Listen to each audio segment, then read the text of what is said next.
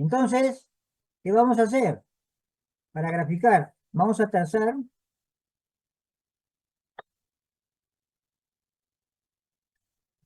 en el eje de las X, van a ir las cantidades, vamos a llamarle Q,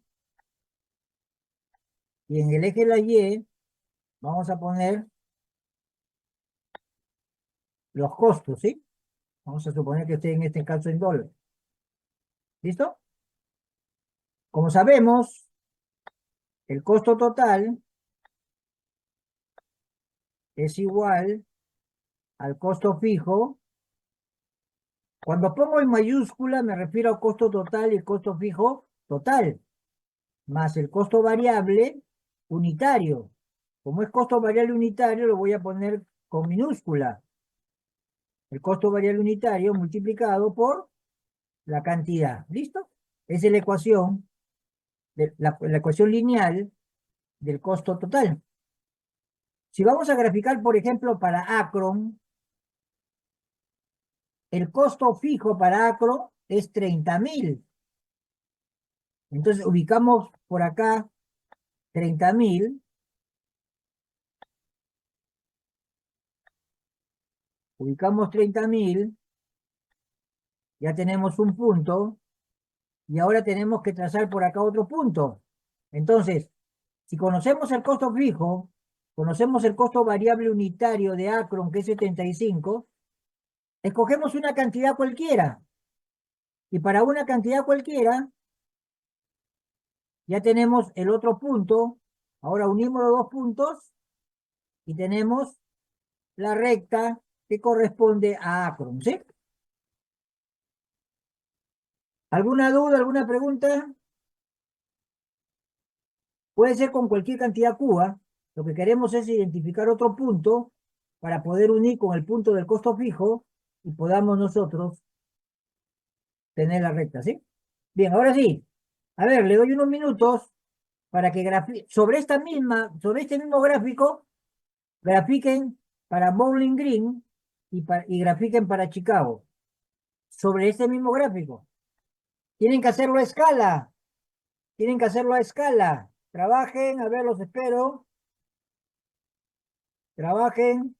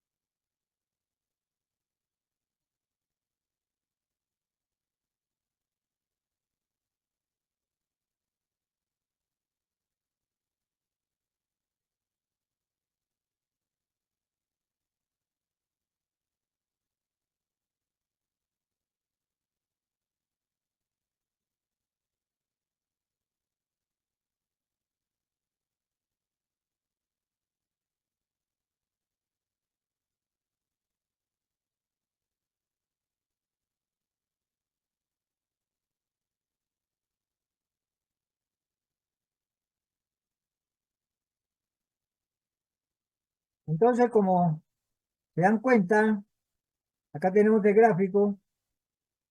Primero marcamos el punto del costo fijo de Acron y para una cantidad cualquiera hallamos otro punto, unimos los dos puntos, tenemos la recta. Igual hacemos para Bowling Green, marcamos su costo fijo de 60.000, hallamos otro punto cualquiera para cualquier cantidad, recordando la ecuación del costo total, que es igual al costo fijo más el costo variable unitario por la cantidad.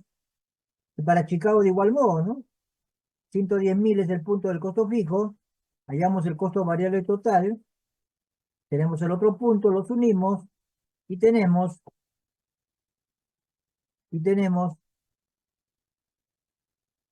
la recta, ¿sí?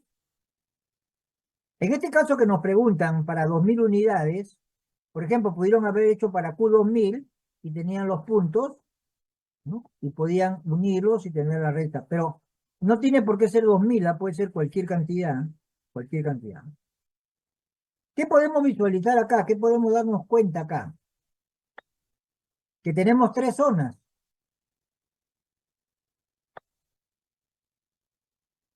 Tenemos esta primera zona, esta segunda zona y esta tercera zona. ¿Esto qué nos está indicando? Si nosotros queremos producir 1.000 o menos, nos conviene Acron, ¿sí? Si nosotros queremos producir más de 2.500, nos conviene esta de acá, que viene a ser Chicago, ¿sí? Esta recta corresponde a Chicago, esto corresponde a Acron.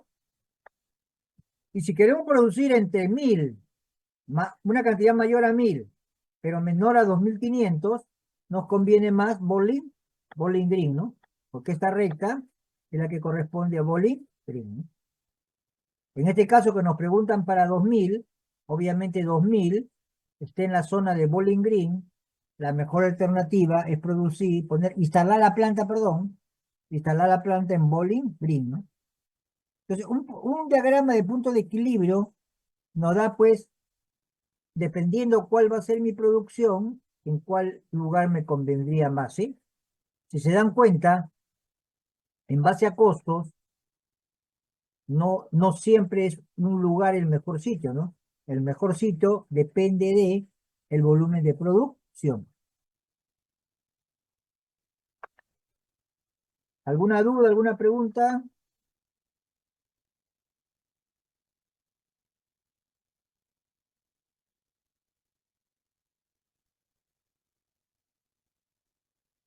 Bien. De igual forma, ustedes lo pueden hacer de manera analítica, ¿no? No de manera gráfica. Por ejemplo, el costo total para Acron era 30.000 más 75 por 2.000. Cuando lo quiero hacer de forma analítica para 2.000, me sale 180.000. Para Bowling Green, 60.000 de costo fijo, más el costo variable unitario de 45 por 2.000, me sale 150.000. Para Chicago, el costo total 110.000, más 25 por 2.000, total me sale el costo total 160.000. Se observan, el menor costo corresponde a Bowling Green, ¿sí? Cuando la producción es 2.000. Sale exactamente igual como cuando lo hemos hecho, lo podemos visualizar en un gráfico, ¿sí? Si por alguna razón conocemos el gráfico y las cantidades no son exactas, o a lo mejor lo hacemos a una escala no muy adecuada, de ahí que cuando hagamos un método gráfico es muy importante hacerlo a una escala adecuada, ¿sí? Pero si no lo hacemos a una escala adecuada y no identificamos bien la cantidad en cada punto de intersección, entonces lo podemos hallar, ¿no?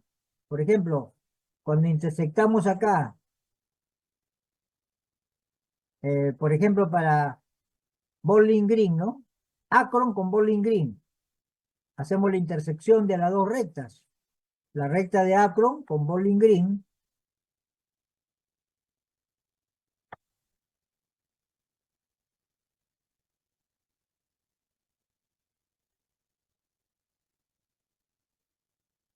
Hacemos la intersección. Acá tenemos la ecuación de Acron, pero para una cantidad cualesquiera, porque recién quiero hallar el punto de equilibrio, ¿sí? Acá tengo para Bowling Green, hacemos la intersección y me sale que es 1000, ¿no? ¿Se acuerdan que cuando ya lo hemos visto gráficamente, salió 1000 y el otro punto de intersección salió 2500, ¿cierto? Entonces lo pueden hacer de manera gráfica o de manera analítica, ¿no?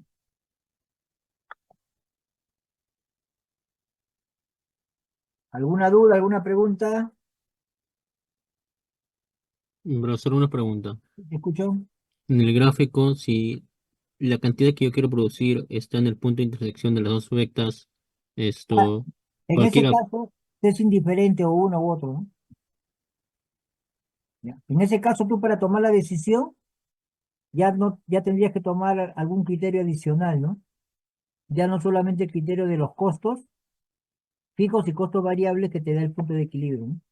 Entonces, si no tienes ningún criterio adicional, bueno, arbitrariamente puedes escoger cualquiera de ellos, ¿sí? Pero si por alguna razón adicional, por ejemplo, te gusta porque es tu ciudad donde tú vives, bueno, pues escogen, ¿no? Pero así, en términos matemáticos, cualquiera de ellos, ¿no? ¿Alguna otra duda, pregunta? Ok, entonces tenemos primero el método de ponderación de factores, ahora hemos visto el método del punto de equilibrio, y ahora vamos a ver el método del centro de gravedad. El método del centro de gravedad. Pero realmente no es un método del centro de gravedad, es un método del centro de gravedad ponderado, ¿sí? Porque si determinamos un centro de gravedad y es un punto que está circundante, digamos, a estos cuatro sitios, no necesariamente es mejor, porque a lo mejor yo prefiero estar más lejos de un lugar, pero más cerca de otro, en el cual hay mayor movimiento de carga, ¿no? Entonces, por eso que realmente es un centro de gravedad ponderado, ¿no? Es un centro de gravedad ponderado. Entonces no basta con tener las coordenadas, no basta con tener las coordenadas de cada ciudad, sino además hay que tener la carga de cada una de ellas, ¿sí?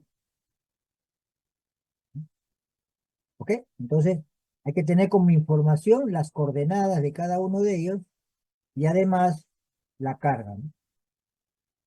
Por ejemplo, las coordenadas para Chicago es las coordenadas 30, 120, es decir, X 30, Y 120.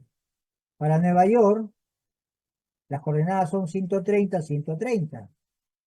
Para Pittsburgh, 90, 110. Para Atlanta, 60, 60, 40. ¿Ok? Cuando hagamos el cálculo, que ya lo voy a explicar en este momento, nos va a salir el centro de gravedad ponderado acá, que es la coordenada 66.7, 93.7. Observen que no es un centro de gravedad seca, ¿no? Porque no está a la misma distancia de todos, pero sí es un centro de gravedad ponderado porque está más cerca que aquellos que tengan mayor cantidad de carga, ¿no? ¿De cómo vamos a calcular esta coordenada X para el centro de gravedad y esta coordenada Y para el centro de gravedad? Entonces, para hallar la coordenada X, lo que se hace es la coordenada X de una de las ciudades multiplicado por su carga, más la coordenada X de la segunda ciudad multiplicado por su carga, más la coordenada X de una tercera ciudad multiplicado por su carga, más la coordenada X de la cuarta ciudad multiplicado por su carga, dividido entre la suma de la carga, porque es como hemos estudiado en estadística, un promedio ponderado, ¿sí? Y eso nos va a salir 66.7, como lo hemos visto en el gráfico anterior, ¿no? Y si quiero calcular la coordenada Y, no es si quiero, disculpe, para calcular la coordenada Y, ¿qué vamos a hacer? La coordenada Y de una de las ciudades, multiplicada por su carga, más la coordenada y de la otra ciudad multiplicado por su carga, más la coordenada y de la tercera ciudad multiplicado por su carga, más la coordenada y de la cuarta ciudad multiplicado por su carga. Todo dividido entre la suma de las cargas. Y eso nos da 93.13. De esa manera, hemos podido ubicar el centro de gravedad ponderado, ¿no? Para 4 ciudades. Imagínense que ustedes tienen 4 ciudades y quieren instalar una fábrica o un almacén de distribución. Entonces lo tienen que hacer acá porque de esa manera aseguran que van a transportar, si hacen una relación carga-distancia, van a hacer la menor carga-distancia, ¿sí? Van a, la distancia que se van a movilizar transportando la carga va a ser la menor, ¿no? ¿Alguna duda con respecto al método del centro de gravedad?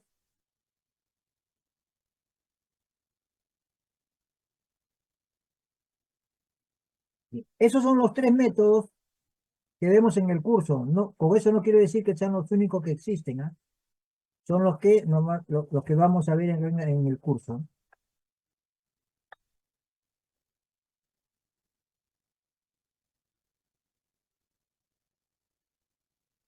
Bien, ya hace algunas semanas les indiqué la monografía de la traducción. De todas maneras, se lo voy a recalcar acá hoy día. Lo vamos a ver hoy día, ¿no? Esta parte de la monografía corresponde hasta el 5 de diciembre para que puedan ustedes hacer la traducción del artículo, lo puedan leer, lo puedan entender y puedan desarrollar su un mapa conceptual, ¿sí? Acuérdense que hay diferentes tipos de mapas, ¿ah? El que se les está pidiendo es el mapa conceptual, ¿no? Y en este caso, la lectura, la tarea de lectura, de traducción de lectura,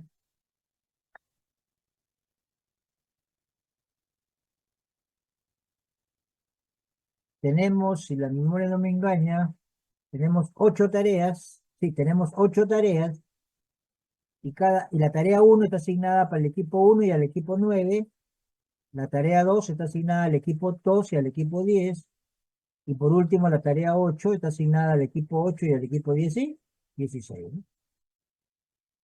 Cada una de las tareas están indicadas en la parte inferior.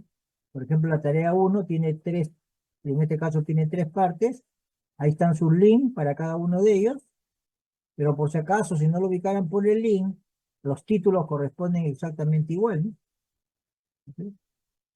Entonces, la tarea 2 corresponde a un solo artículo, pero que tiene 10 páginas. Obviamente en el anterior hay 3 partes porque son menos páginas, ¿no? La tarea 3 tiene 12 páginas, pero que es la suma de 2 artículos, ¿no? La tarea 4 es un solo artículo de 12 páginas, la tarea 5 es un solo artículo de 16 páginas, la tarea 6 es un solo artículo de 11 páginas, la tarea 7 es un solo artículo de 13 páginas, y la tarea 8 es un solo artículo de 16 páginas, ¿no? Esto es lo que vamos a ver el tema de hoy día, ¿no? Para hacer una distribución de planta, lo que se llama el Systematic Layout Planning, o la metodología SLP, ¿no? Esa es la metodología que vamos a ver para hacer una distribución de planta. La metodología Systematic Layout Planning, o conocida como SLP, ¿no? Una metodología desarrollada por el señor Richard Mutter, ¿no? Entonces, ya está, ya tienen esa tarea, ¿no?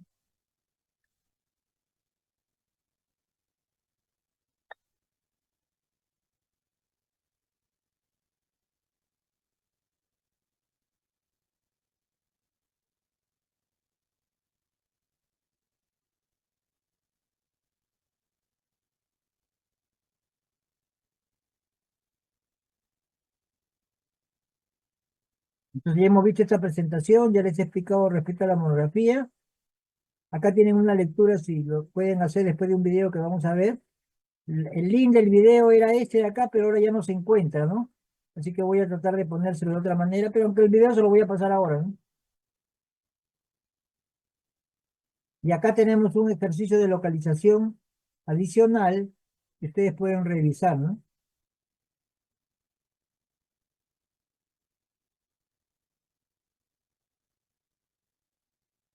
Acá tienen un ejercicio también de ponderación de factores. En este caso es en 3 regiones y se tienen todos estos factores. Pero observen, la puntuación va a ser de 0 a 10 y el peso no se ha dado en porcentaje, sino se ha dado con puntuación, que también puede ser otra forma de dar pesos. Pero si ustedes están acostumbrados a hacerlo en porcentaje, no interesa, ¿no? Pueden sumar estos valores: 9 más 8, 17, más 3, 20, más 2, 22, 28, 32, ¿sí? Si no me equivoco. Y pueden dividir 9 entre 32 y así sucesivamente, y ya tendrían los porcentajes, ¿no? Entonces, según los expertos, yo te podría decir de frente un 20%, un 15%, ¿sí? Y la otra forma es dándole un puntaje. Y entonces, según el puntaje, yo digo, a ver, suministro de materiales. eh, es un factor igualmente de importante que mercado, pero suministro es un poquito más. Bueno, si le voy a calificar de 0 a 10, le voy a dar 9 a 8, ¿no? Y así le van dando una puntuación. Y después, si quieren, lo convierten en porcentaje, o de lo contrario, lo pueden trabajar con puntuación también, y no hay ningún problema, no va a afectar en nada para el resultado, ¿sí? Así que no siempre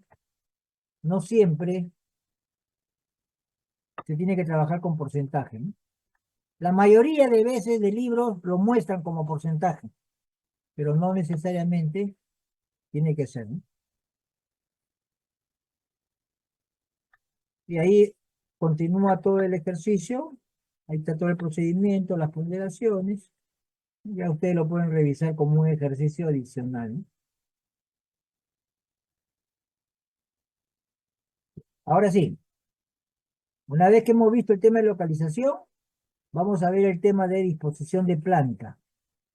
Para entender un poquito eso, vamos a ver el siguiente video.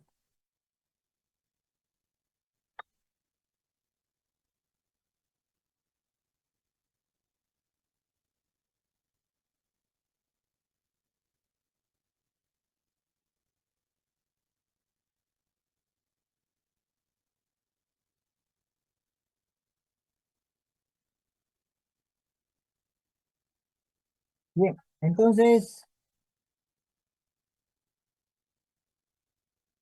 esto nos va a permitir, pues, empezar con el concepto de disposición de planta o conocido como layout, ¿no?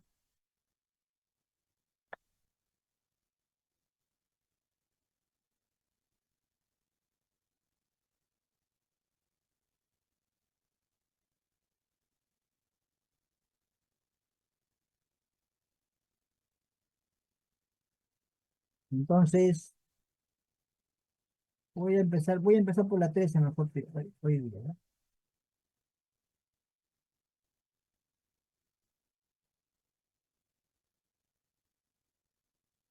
¿Cuánto irá eso?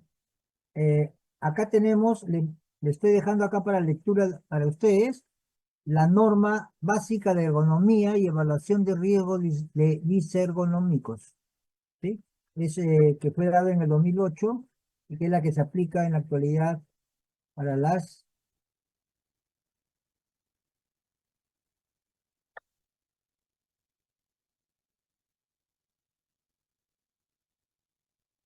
Es la norma aprobada en el año 2008 para el concepto de ergonomía. Cuando ustedes hagan su diseño de su puesto de trabajo, deben hacerlo que se cumplan los conceptos de ergonomía. Un buen diseño de un puesto de trabajo es porque se hace aplicando conceptos de ergonomía, ¿sí? Esta es la que aprueban y aquí está la norma básica. Con un buen puesto de trabajo hay que cumplir manipulación de cargas, cargas límites recomendadas, cómo organizar el trabajo, las condiciones ambientales, ¿no? Etcétera, etcétera, etcétera, ¿no? Entonces acá están todas las normas, que son 17 páginas establecidas por el gobierno, ¿no? Acá están algunos glosarios de términos para entender qué significa análisis de trabajo, carga o carga de trabajo, carga física, carga mental, ¿no? ¿Qué significa ergonomía? ¿Qué significa factores de riesgo biopsicosociales, factores de riesgo disergonómico, ¿no? ¿Qué es fatiga? ¿Qué es manipulación de carga? ¿Qué cosa es la medicina ocupacional o del trabajo? ¿Cuál es el plano del trabajo? ¿Cuáles son las posturas forzadas? Puesto de trabajo. ¿Qué cosa significa un riesgo disergonómico? Sistema de gestión de la seguridad y salud en el trabajo. ¿Qué es una tarea? Un trabajador adolescente, un trabajador entrenado, etcétera, etcétera, ¿sí? Acá está, por ejemplo, con respecto a la manipulación de cargas. En general, como lo vimos en algunos videos, no debe exceder de 25 kilogramos, ¿sí? ¿Ok? Y así acá está estipulado todo, ¿no? Respecto a la manipulación de cargas. Acá tienen hasta unas fórmulas.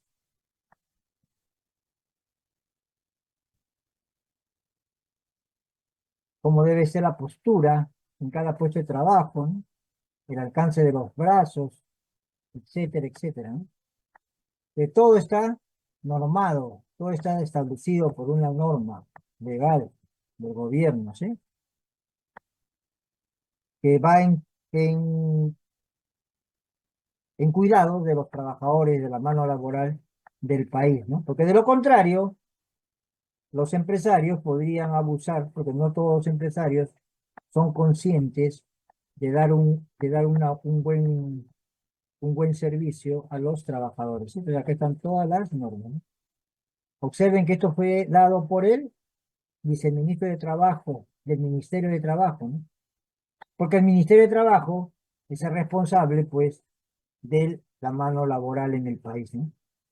Ahí tienen una lectura, y acá tienen un ejemplo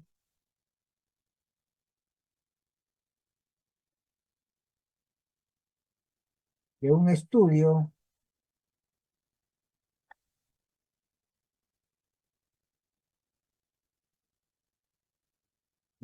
ergonómico en una empresa de soldaduras, en una fábrica de soldaduras. Las dos fábricas más grandes de soldaduras a nivel mundial, una es Oberlinco y la otra es Eutec Castolín, ¿sí? Pues esto fue hecho en la ciudad, allá en España, para la empresa de soldadura Oberlinco, ¿no? Acá tienen una introducción, acá está la explicación de cuál es la metodología empleada. Primero ha habido la recopilación de información de los puestos seleccionados, porque obviamente cuando hacen un estudio, no necesariamente lo hago de todos los puestos, porque a lo mejor algunos están bien, algunos están mal. O de lo contrario, si todos están mal, obviamente hay que comenzar por algunos, porque a veces no se puede mejorar todos a la vez, ¿no? Entonces, recopilación de información, después de recopilar la información, la evaluación de los riesgos. Para la evaluación de los riesgos, obviamente se ha ido a cada puesto de trabajo y se ha observado cada uno de los puestos de trabajo para analizar y para registrar si hay algún riesgo ergonómico, ¿no? Por ejemplo, en este primer puesto, donde es un puesto de control de calidad, la tarea fundamental a realizar en el puesto consiste en la comprobación de todos los pedidos que entran en la planta, verificación y clasificación en función del tipo de recubrimiento realizado. Entonces hay que conocer, hay que saber la descripción del puesto de trabajo para después pasar a analizar los riesgos, ¿sí? Y para eso se utiliza un método, hay varios métodos, pues uno de ellos puede ser el método de la rula, ¿sí? El método de la rula es uno de ellos, porque hay varios por si acaso, es uno de los métodos para poder hacer una evaluación de los riesgos, ¿no? Y una vez que hemos hecho eso, ya hay que elaborar las recomendaciones de mejora, ¿no? Acá, por ejemplo, descripción de equipo de trabajo. Equipo 1, verificador de calidad. La función general es garantizar la calidad del recubrimiento, así como la realización de ciertas tareas de recepción, ¿no? Hay que conocer bien los puestos de trabajo, la actividad que se está realizando, para poder hacer un estudio, ¿no? Y para eso, ¿qué cosa tengo que hacer? Tengo que ser el observador, tengo que visitar, ¿no? No como que algunos me dicen, no, yo nunca he ido a la fábrica. Entonces, ¿cómo están haciendo la monografía si nunca han ido a la fábrica? ¿Mm? Que solamente va uno y les trae los datos. Uno aprende por lo que ve, por lo que observa, de lo contrario, lo que me conversan, se escapan muchas cosas, ¿no? Y al final hay que dar resultados, ¿no? Por ejemplo, acá tenemos algunos ejemplos de las medidas propuestas para la mejora del nivel de riesgo, ¿no? Por ejemplo, con respecto a la manipulación de la zona del cuello, brazos y hombros. Si uno no tiene un buen diseño de un puesto de trabajo, uno puede terminar pues con la zona del cuello adolorida, o la zona de los brazos o de los hombros, ¿no? Como ya hemos analizado. Cuando no hacemos una buena distribución y, por ejemplo, ponemos todo al lado izquierdo y las dos manos se dirigen al lado izquierdo, no simétricamente, obviamente hay un más esfuerzo en los hombros, etcétera, ¿no? Entonces, por ejemplo, acá, con respecto a este riesgo de la manipulación de la zona de cuello y brazo, ¿no? ¿Qué se observó en una parte? En la manipulación manual de piezas de peso muy elevado. Entonces, si estás cargando pesos mayores a 25 kilos, ¿qué puede suceder? Que sufras riesgos en cuello, brazos y hombros. ¿Qué debes considerar? Que no se cargue tanto peso, utilizar algunas ayudas metálicas, ¿no? Mecánicas, perdón, como lo hemos observado en los videos que vimos hace 2 semanas, ¿cierto? Alturas de manejo de carga, etcétera. ¿No? Por ejemplo, acá dan algunas soluciones, algunos gráficos, ¿no? Por ejemplo, cuando es un trabajo muy repetitivo, ¿sí? Postura de brazos, se dan cuenta, un buen diseño, acá miren a la derecha, un buen diseño que el banco tenga altura, ¿no? Etcétera, etcétera, ¿no? Si el trabajo va a ser de pie, también, ¿no? Entonces, la metodología que habían aplicado en este caso era la rula, ¿no? Pero como le digo, no es la única que existe, ¿ah? El método rula, hay varios métodos, ¿no? Tal vez ese sea uno de los métodos más usados, ¿no? Y entonces ahí tienen ustedes un informe de un estudio que les va a dar una idea pues bastante buena para que puedan hacer su diseño de lo que ustedes están observando en la fábrica que están, ¿sí? ¿Alguna duda, alguna pregunta al respecto?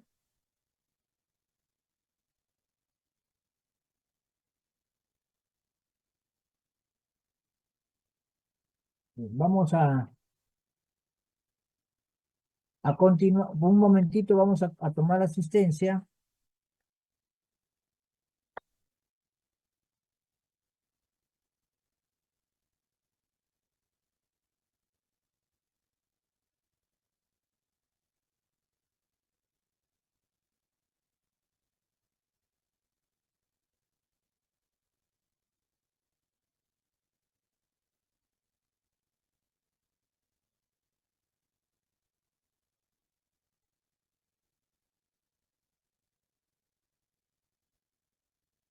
Allá está Vegaso, Cayupe, Presente, profesor. Capcha, Presente, profesor. Carrasco, Chumbimuni, Presente, profesor. Condori, Presente. Cornejo, Presente, profesor. Daga, Presente. Dávila, Díaz, Presente. Dolores, Presente, profesor. Dosa, Presente, profesor. Encarnación, Presente, profesor. Gutiérrez, Presente, profesor. Herrera, Presente.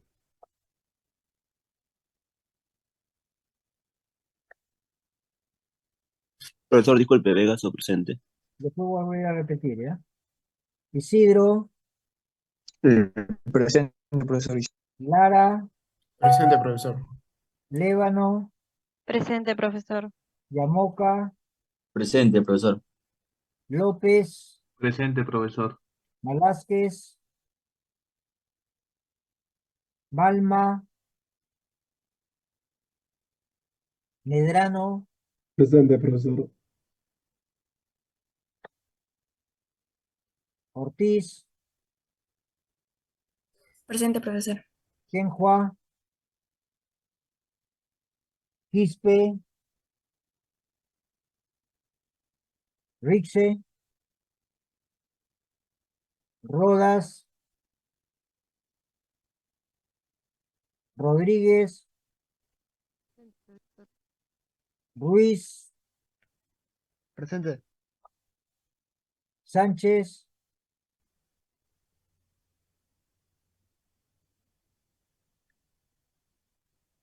Tiglia, Presente, profesor. Valenzuela, Presente, profesor. ya, repasando, Sandoval, Sandoval, presente, profesor. Sánchez, Rodríguez, Rodas, Rixe, Quispe, Kenjua, Malma, Velázquez, Dávila, Presente. Carrasco, Presente, profesor.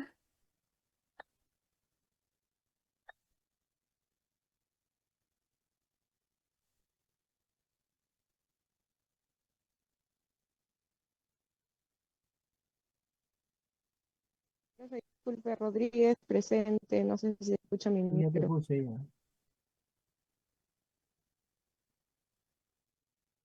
Vegaso, Presente, profesor. Ayasta,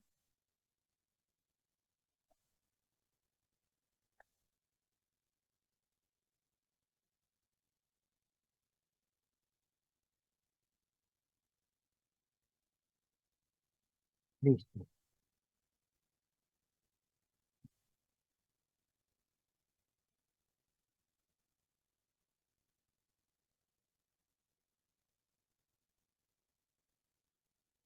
Bien, voy a saltearme a la semana 13 para darles unas indicaciones y puedan ir avanzando, ¿ya?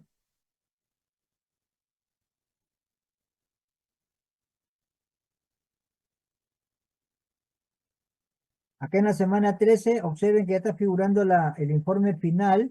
Todavía no le he puesto la fecha, pero la entrega del informe final es en la semana 14, en la penúltima semana de clase. De tal manera que ustedes me entregan, pues lo puedo revisar y en la semana 15, que es la última semana de clase, puedan sustentar. ¿Ok? Entonces, mañana lo voy a actualizar ya la fecha final. No se olviden que en el informe final no solamente me presenten diagramas, tiene que haber una redacción, ¿ah?, de un informe. En los avances, bueno, me pueden presentar gráficos, pero ya en el informe final tiene que haber una redacción. Y los informes finales constan de dos partes, por si acaso. Por ejemplo, el DAP actual y el DAP mejorado o propuesto, como quieran llamarle, ¿sí? De igual modo para el diagrama hombre-máquina, etcétera, etcétera, etcétera. Entonces siempre tiene que haber lo actual y lo mejorado. Porque si ustedes van y me dan lo actual nomás y no sugieren ninguna mejora, no han hecho nada, ¿no? Solamente han levantado información. Entonces, la idea no es que solamente levanten información, ¿no? Entonces, tiene que haber siempre lo actual y lo mejorado, por si acaso. En algunos casos, no sé, bueno, a lo mejor podría ser que ustedes digan que todo está perfecto, bueno, pues, pero eso será, pues, en algunos casos muy particular, ¿no? Lo normal es que tenga que haber lo mejorado y lo actual, ¿no? Lo mejorado, perdón, y lo actual, ¿no? Listo. Entonces voy a irme a la semana 13, de tal manera que ustedes puedan ir avanzando algo, ¿sí? Por ejemplo, hay que conocer el área necesaria para ubicar una máquina. El área necesaria para ubicar una máquina Es lo que se llama la superficie estática, la superficie gravitacional y la superficie de evolución. La superficie estática es el área que ocupa la máquina. La superficie gravitacional es la superficie que hay que agregar para el operario, ¿no? Que está operando esa máquina, por ejemplo, ¿no? Y la superficie de evolución es el espacio adicional que hay que agregar para los pasadizos, ¿no? Para el tránsito.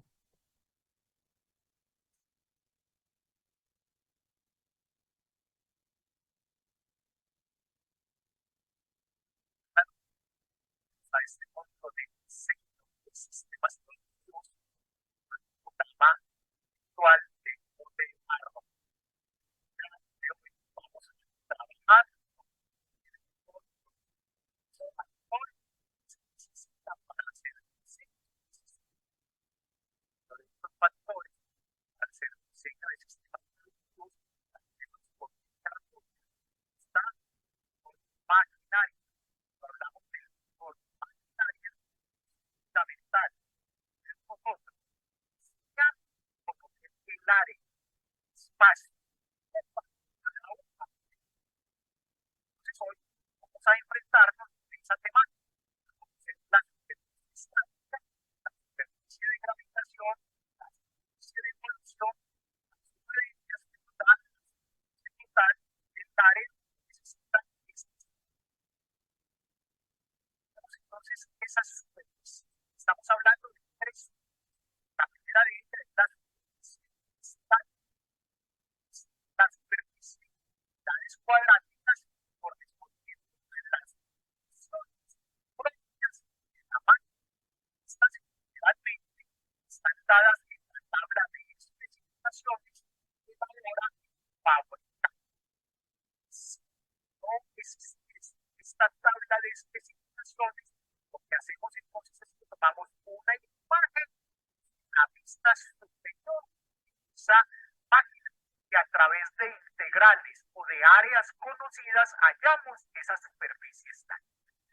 La segunda área que necesitamos entonces, siguiendo esta metodología que se conoce como la metodología de Wertschel, es la superficie de gravitación. Y esa superficie de gravitación se requiere para que el operario pueda manipular, pueda interactuar con esa máquina. Y esa superficie de gravitación entonces la vamos a hallar como la superficie estática por n, siendo n el número de caras, el número de lados por el cual yo puedo optar esa. Hay que tener en cuenta una relación importante, que es que estamos hablando de zonas de almacenamiento, podemos usar la misma metodología de Wertschel, como tendríamos en cuenta la superficie de gravitación. Solamente sería la superficie estática. Decíamos entonces que esa superficie de gravitación es igual a la superficie estática por el C. Entonces, el número de caras, ¿cuál puedo operar? En este caso, digamos, ¿cuál? En este caso, si esto fuera la máquina, digamos, L igual a 2, quiere decir la máquina operar por los lados. En el tercer ejemplo, aquí vemos que esta máquina se puede operar por este lado, se puede operar por este lado, se puede operar por este lado, o sea, n igual a 3. Y podríamos encontrarnos máquinas las cuales puedo operar, puedo trabajar con ella por los 4 lados. En ese caso, n igual a 4. Entonces, n puede ser igual a 1, n igual a 2, n igual a 3 o n igual a 4. Las caras por las cuales pueda yo operar. Si esa fuera mi máquina, entonces tengo una superficie estática que me la da el proveedor o la hallo desde una foto, desde la vista superior y hallando el área. Tengo una superficie de gravitación para que el operario o empleado pueda interactuar y operar esa máquina. Y hay una tercera área, que es lo que llamamos superficie de evolución. Esa superficie de evolución entonces, que sería la tercera área, es la superficie que se debe reservar entre los diferentes puestos de trabajo para los desplazamientos del personal, para poderle hacer mantenimiento a las máquinas en el momento que fallen y también para evitar lesiones y accidentes de los operarios. Cuando tenemos una máquina que no le dejamos una superficie de evolución, puede pasar el operario, pegarse la camisa o el uniforme y obtener accidentes. O si la máquina genera calor o frío, puede generar quemaduras en nuestros empleados. Entonces, esa superficie de evolución permite superar todas estas situaciones. La superficie de evolución la vamos a hallar como la superficie estática más la superficie de gravitación por una constante. Esa constante se va a denominar K. Ya vamos a hablar un poquito de esa constante K.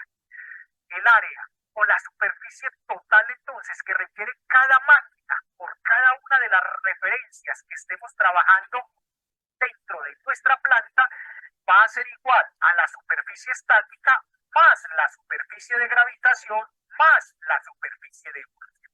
La suma de las tres nos da el área. Ampliemos un poquito entonces el tema de campo. Sabemos entonces que la superficie de evolución es igual a la superficie estática más la superficie de gravitación. Eso lo vamos a multiplicar por la constante. Lo que debemos saber es que esa constante solamente se puede mover en un número observado. Va desde 0, 5 hasta 3. No puede superar el superior. 3, 0, 0, 5. Por eso, hay que tener cuidado en eso. Intervalo cerrado. Esa es la primera manera de hallar K.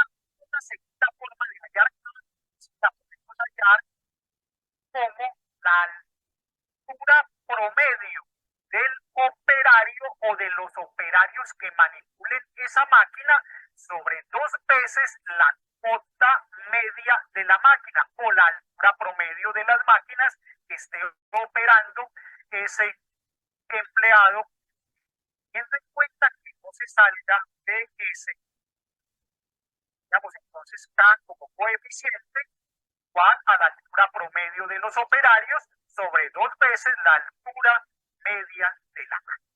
Pero como vemos, entre este rango y esta fórmula puede haber diferencias, lo cual ha llevado a algunos sectores de la industria a tratar de estandarizar, de homogenizar esa K por sectores.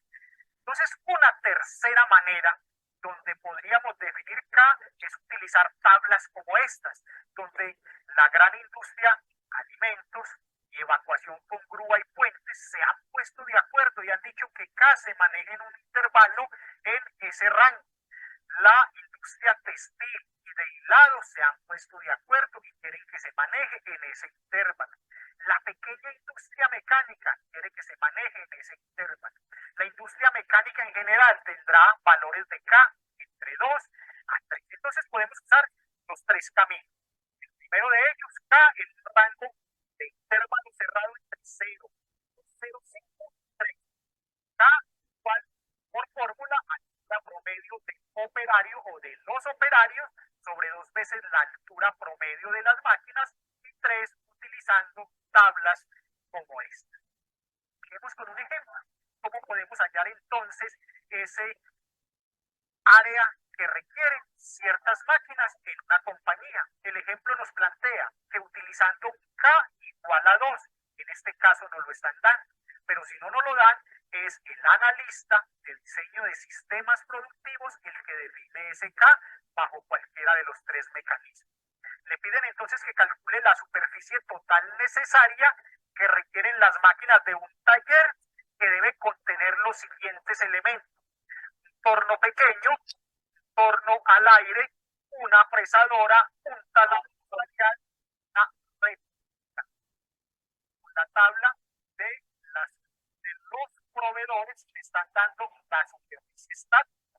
Están diciendo que el torno pequeño 1,2, torno al aire 2,5, la fresadora 2, el taladro radial 2 que la rectifica. También le están diciendo por cuántas puedo manipular, puedo operar esas máquinas. Le están diciendo el torno pequeño no lo puedo operar sino por una cara. En tanto, la rectificadora la puedo operar por 2 caras y el taladro radial lo puedo operar por 3 caras. Nos piden entonces que con base en ello hallemos la superficie total necesaria. Para ello entonces, teniendo esa información, ¿qué nos falta? Falta hallar la superficie de gravitación.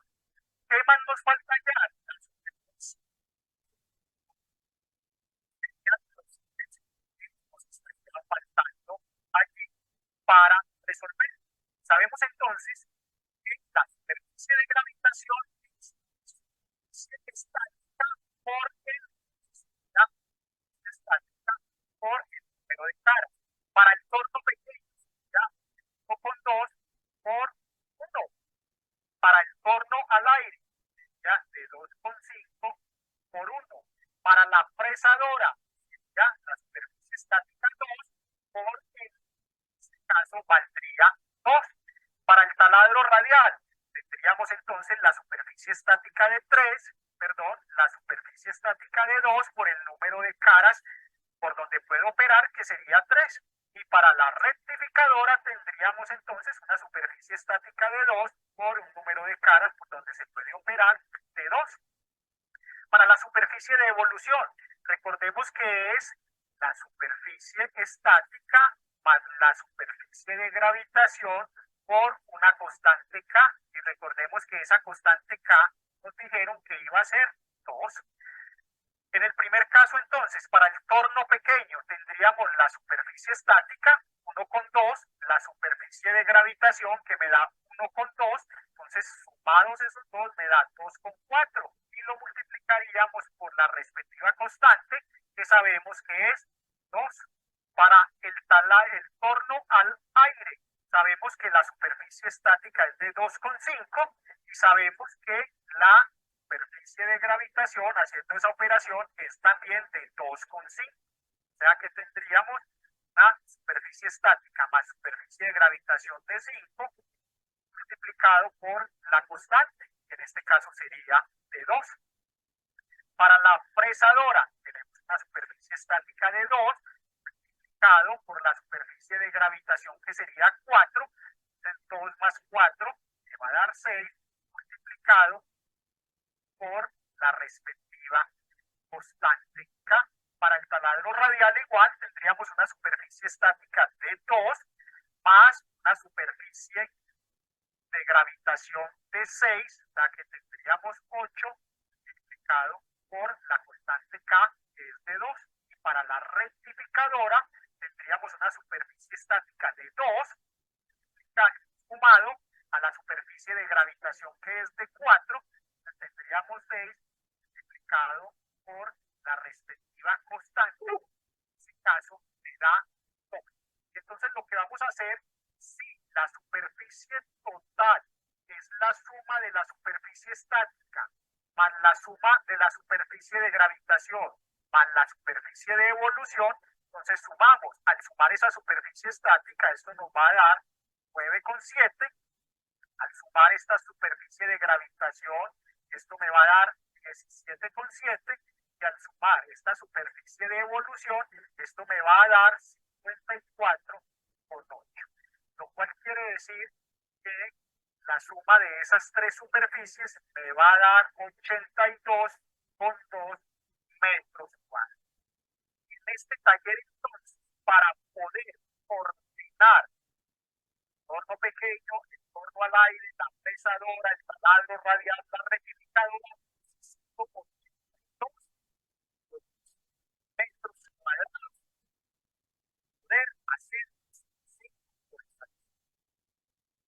claro que son 8 factores que debo considerar. Uno de ellos, el factor maquinaria, que es este. Pero hay que agregar el factor materiales, el factor espera, el factor hombre, el factor movimiento, el factor edificio, el factor cambio para poder tener el área total del diseño que quiero quiero yo realizar. Vamos a mirar entonces un segundo ejemplo, un segundo ejercicio. Ya, este ejercicio ya más complejo ya no corresponde para nuestro curso. Entonces, así como tenemos las áreas, la superficie total requerida para una máquina, recordando pues que es superficie estática, para la cual se requiere el largo y el ancho, la superficie gravitacional, para la cual se requiere el número de lados utilizados, y la superficie de evolución, para lo cual se requiere la constante K o conocida como factor de evolución, ¿sí? Y ese factor de evolución depende del tipo de industria, ¿no? Ahora vamos a ver cómo calcular el número de máquinas.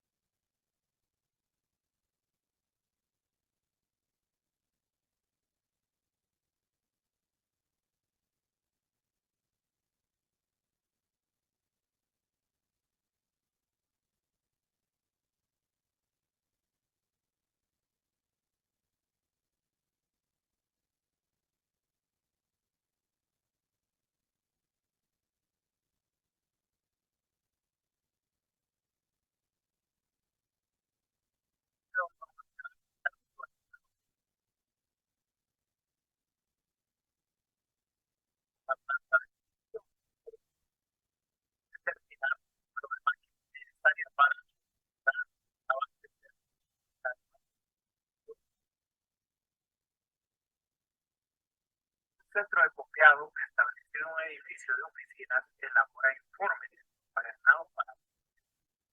centro por un copia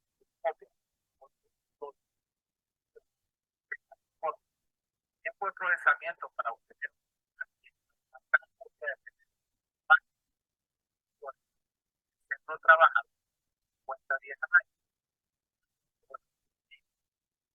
Considera una capacidad de 100, tomando como base la tabla de cuatro máquinas que tiene el centro de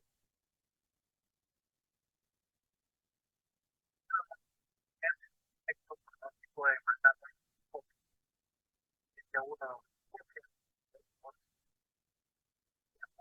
tantas de procesamiento de los promedio de corte o que por informe serían 20 hasta 101, 30, tiempo estándar de preparación 0.25 para el 1, 0.40 para el número de máquinas hasta el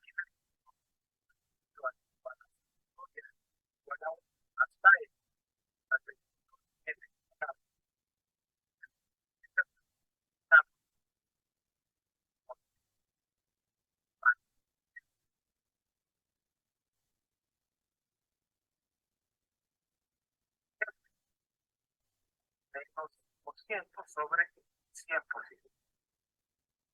Es decir, me va a ser igual.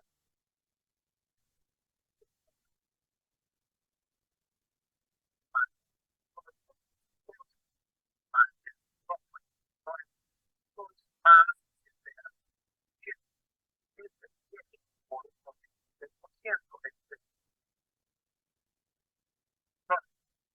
M es el número de máquinas.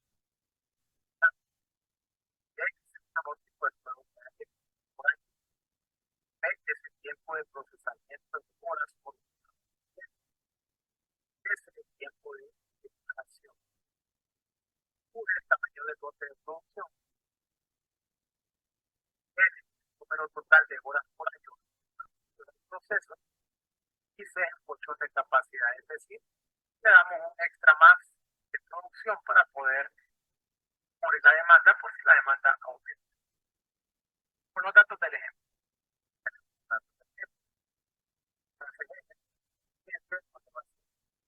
Uno por uno,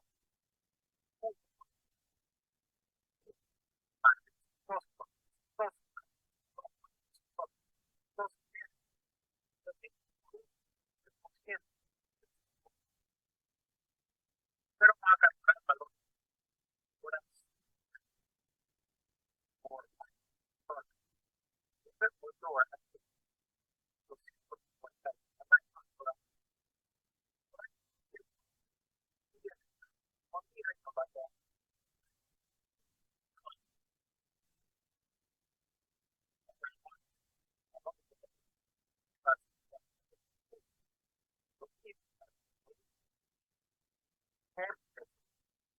ese tiempo de procesamiento.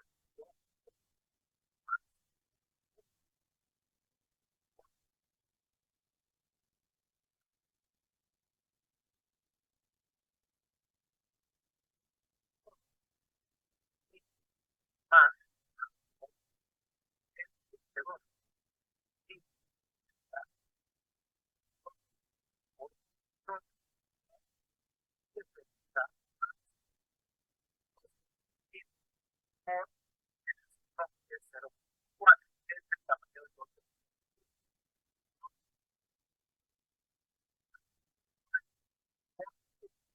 Menos de que pues no está siendo con los sistemas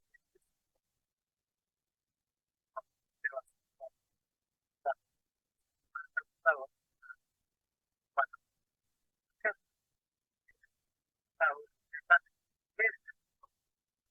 trabajo que entonces me queda 3.12, pero no vamos a comprar. Entonces, pero te no mayor. De aquí me va a ser 4. Bueno, ahora te pongo para que no resuelva y te prepare para el examen o para la tarea. Se le ha encomendado la tarea de plan de capacidad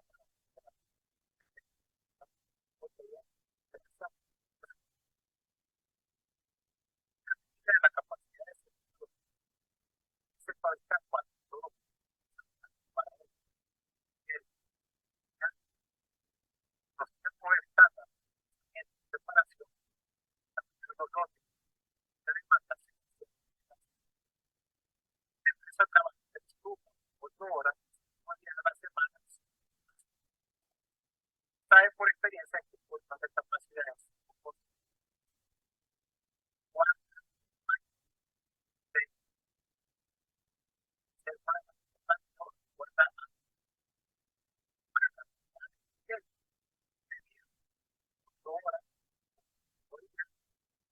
50 para por otra cosa, pueden ver aquí para otra cosa que el problema es que no creo que hombre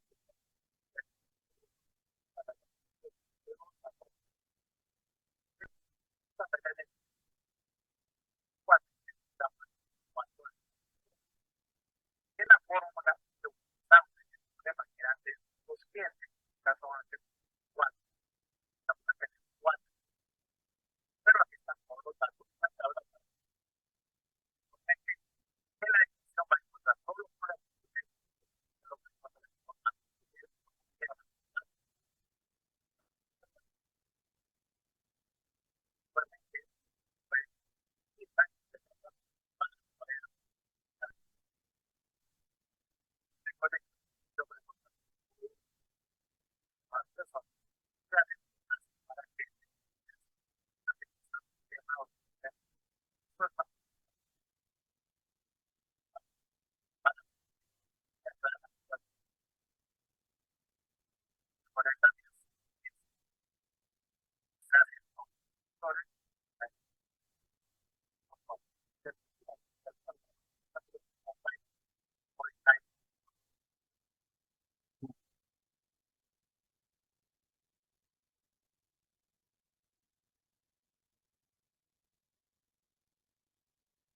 Bien, ¿me escuchan, por favor?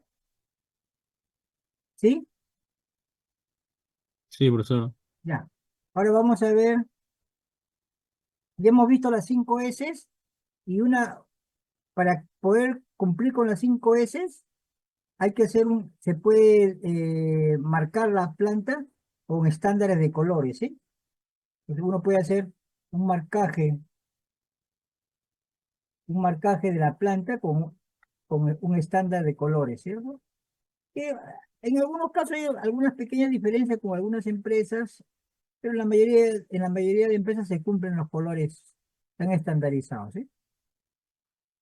Acá tenemos, miren, los diversos colores y qué función tienen, ¿no? Tenemos color amarillo, el color blanco, azul, verde y rojo, anaranjado, rojo, fotoluminiscente, rojo y blanco, negro y amarillo. Cada uno de ellos cumple una función, ¿no? Por ejemplo, el amarillo para pasillos, el blanco con rojo, por ejemplo, para áreas que deben mantenerse libres por motivos de seguridad. Y así cada uno de los colores que ya ustedes lo van a poder leer, ¿no? Y para que puedan recordar. Más abajo vamos a ver ejemplos. Ejemplo del marcaje, ¿no? Miren, el amarillo para remarcar que son pasadizos, ¿sí? En algunos casos también se ponen algunos stickers, ¿no?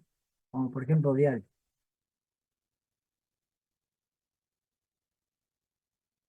Observen el caso, ¿no? Acá también para celdas de trabajo también el amarillo. Observen que el blanco es para marcaje de equipos, el azul para productos en proceso, el verde para productos acabados, para un ramo de materiales el blanco. Cuando son materiales que están observados por control de calidad, hasta que el control de calidad le dé el visto bueno, color naranja. Para zonas, por ejemplo, de desperdicio, desechos, ¿no? Marcado con rojo. Para los escalones de las escaleras, los fotoluminiscentes, ¿no? Para evitar caídas. En el caso de alto tráfico, marcar con azul, ¿no? Para alto tráfico y con montacargas. Para el uso de blanco y rojo, por ejemplo, si en esta parte acá tenemos un extintor, entonces esta zona debe quedar libre, ¿no? Para que cualquier momento uno venga acá y pueda retirar el extintor, ¿no?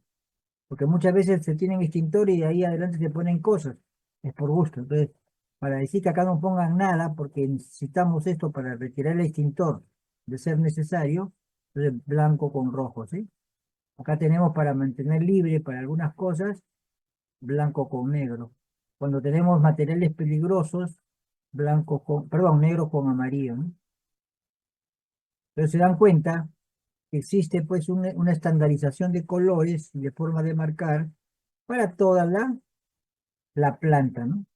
De tal manera que con eso lo podemos cumplir con los famosos 5 S, ¿no?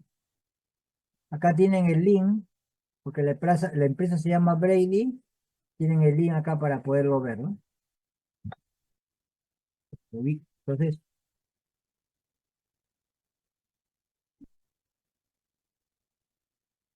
ahora de otra empresa, la empresa se llama Relay, vamos a visualizar, aunque esté en inglés, pero vamos a visualizar toda una planta, ¿no? Toda la planta, ¿no?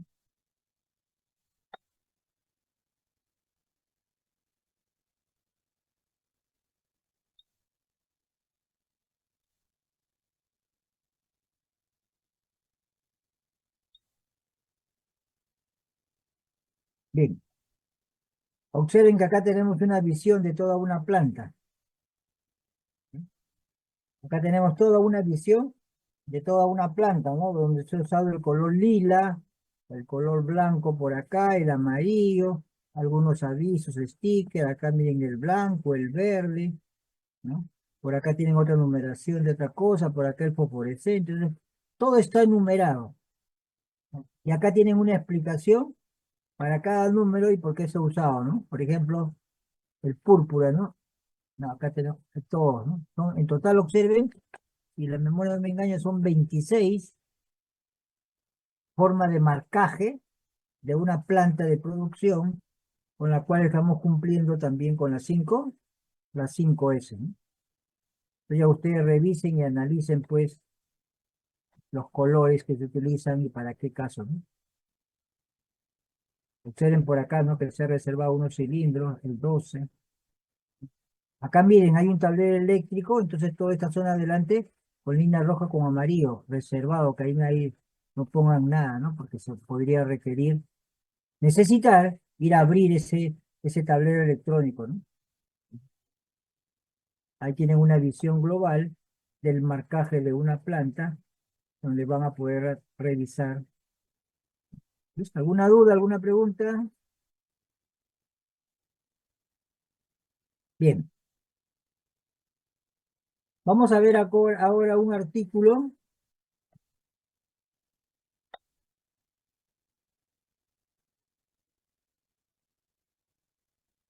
que es el artículo de una tesis del país de Ecuador para el diseño de una planta de procesamiento de leche de soya en una fundación Hogar de Cristo, ¿sí?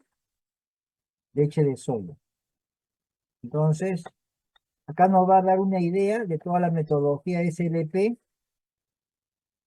que vamos a verlo más detalladamente la próxima semana.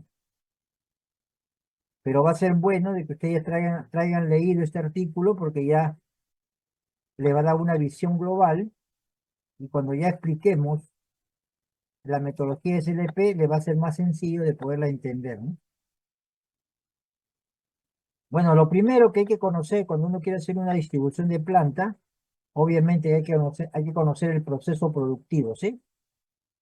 Puede ser un esquema como el que están viendo que le llaman diagramas en bloque, o pueden hacerlo usando pues la simbología que hemos aprendido nosotros, ¿sí?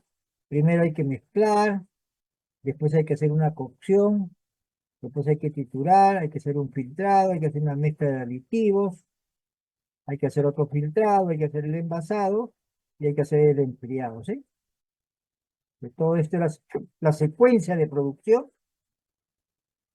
de la leche de soya, ¿no?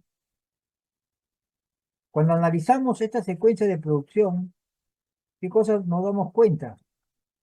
Que, por ejemplo, para la mezcla que necesitamos, a lo mejor una mezcladora, dos mezcladores, después de haber hecho el cálculo, como lo hemos visto en un video, el cálculo de la cantidad de máquinas, y cuando sabemos las dimensiones de cada máquina, vamos a poder calcular el espacio requerido para mezcla, para cocción, para triturado, para filtrado, etcétera, etcétera, ¿sí? Entonces, necesitamos conocer la cantidad de máquinas y la cantidad de espacio, ¿no? Eso ya hemos visto en los videos. Cómo calcular los espacios estáticos, espacios gravitacionales, espacios evolutivos y cómo calcular el número de moles.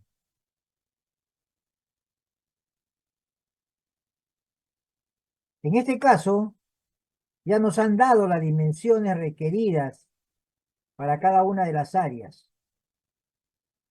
Por ejemplo, para el almacén de bodega de materia prima, pero esto obviamente es el resultado de unos cálculos de las máquinas que usamos, etcétera, ¿no?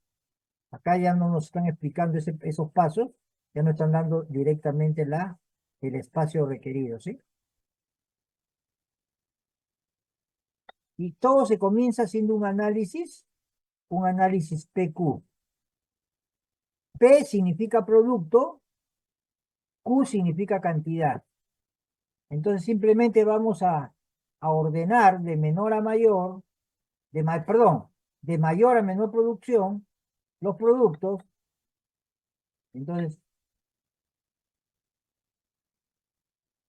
en el eje de las X, vamos a graficar producto 1, producto 2, producto 3, y en el eje de las Q son las cantidades. Una vez que hacemos el gráfico, nos pueden salir de diferentes formas como la que estamos acá mostrando. Y en la parte superior está dada una explicación para cada una de ellas. Y dependiendo de la forma que nos salga el diagrama PQ, obviamente vamos a tomar una determinada decisión. Por si acaso, un diagrama PQ es cuando hay varios productos en diferentes cantidades. Si solamente se produce un producto, nada más, obviamente que no es necesario un diagrama PQ, ¿no? Este es el primer paso dentro de la metodología SLP y ya hemos dicho que significa Systematic Layout Planning, ¿no? Y después ya viene el análisis para poder hacer la disposición de planta. Lo primero que vamos a hacer es un diagrama de relación entre actividades. Perdón, una tabla de relación entre actividades. Una tabla de relación entre actividades. Lo que también se conoce como tabla relacional de actividades, ¿eh? La forma que va a tener esta tabla es la siguiente. Así es la forma. Acá van indicados cada una de las áreas. Por ejemplo, el almacén de materia prima, el área de producción, el área de refrigeración, etcétera, etcétera. Entonces, acá tenemos un listado de todas las áreas, zonas o departamentos, como quieran llamarlo. Y lo que vamos a codificar es la importancia de la cercanía entre ellas. Por ejemplo, cuando dos áreas es absolutamente necesario que estén juntas, que estén cerca, se le va a codificar con la letra A. Cuando es especialmente importante, pero un poquito menos importante de absolutamente necesario, lo haremos con la letra E. Después es importante con la letra I, si es ordinario con la letra O, si no es importante con la letra U, y si es rechazable o es, ¿cómo se diría? Indeseable, entonces es la letra X, ¿sí? Esto es fácil de recordar porque son las vocales más la letra X, ¿no? ¿Listo? Y también hay que establecer una leyenda de los motivos. Por ejemplo, si es por higiene, el 2, si es por el frío, 4, si es por la proximidad en el proceso, el 1, y así tiene una codificación de motivos. De tal manera que cuando vamos a hacer nuestra tabla relacional de actividades, por ejemplo, a ver, ¿cuál es la relación, la importancia de la cercanía entre el almacén de materias primas y el área de producción? Ah, que las materias primas salgan del almacén y lleguen directamente al área de producción es absolutamente necesario, es absolutamente importante. Entonces le ponemos una letra A. ¿Y por qué motivo? Eso por la proximidad en el proceso, ¿no? De ahí seguimos con el almacén de materia prima, con el área de refrigeración. No es importante, ¿no? La U que era indeseable, ¿no? Sin importancia, perdón. Sin importancia, pues no es importante que el almacén de materia prima esté cerca de la refrigeración. Le ponemos una U. El motivo, 1, ¿no? Entonces, se tiene que hacer una codificación de la importancia y además el motivo, que puede ser un solo motivo o pueden ser varios, por si acaso. Acá han puesto todos uno, pero puede ser uno o puede ser varios, ¿no? Una vez que tenemos nuestra tabla relacional de actividades, lo que tenemos que hacer es el diagrama relacional de actividades. Y entonces primero comenzaremos a graficar solo las A.